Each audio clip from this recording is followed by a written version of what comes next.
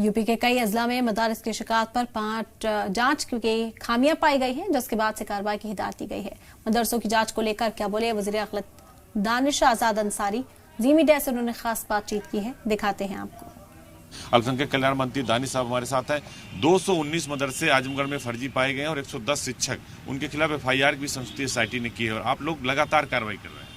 देखिए, हमारी उत्तर प्रदेश की योगी सरकार सबका साथ सबका विकास के नारे पे काम करने वाली सरकार है और जिस तरीके से अल्पसंख्यक समाज के विकास के लिए हमने जो अल्पसंख्यक समाज से वादा किया था, हम लगातार उस दिशा में काम कर रहे हैं।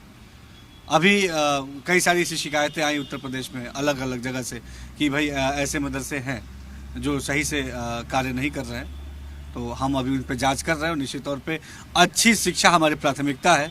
हमारे मुस्लिम समाज का अच्छा भविष्य ये हमारी प्राथमिकता है और किसी को भी हमारे मुस्लिम समाज के नौजवानों के भविष्य के साथ खिलवाड़ करने की इजाज़त योगी सरकार नहीं देगी।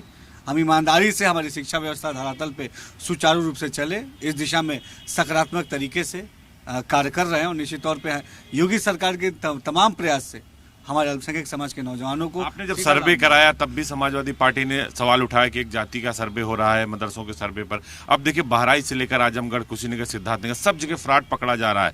आप लोग अनुदान दे रहे हैं, वो भी हवा में जा रहा है और जो फंडिंग भी बाहर से आ रही है। नहीं, देखिए, ये जो जांच है इसका सर्वे से मतलब नहीं है। सर्वे अपना अलग हुआ, उसकी अलग रिपोर्ट है।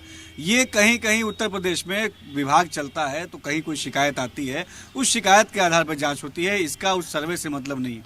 हम पूरी निष्पक्ष तरीके से, पारदर्शी तरीके से हमारी शिक्षा व्यवस्था मदरसा की चले, हमारे अल्पसंख्यक समाज के विकास के लिए हम काम करें, उस दिशा में कार्य कर रहे हैं। सर्वे में भी बहुत सारे मदरसे इनलीगल पाए गए, तो उसकी भी रिपोर्ट आप लोगों ने CM को सौंपी थी। देखिए, सर्वे में कोई मदरसा लीगल इलीगल का वो सर्वे नहीं था।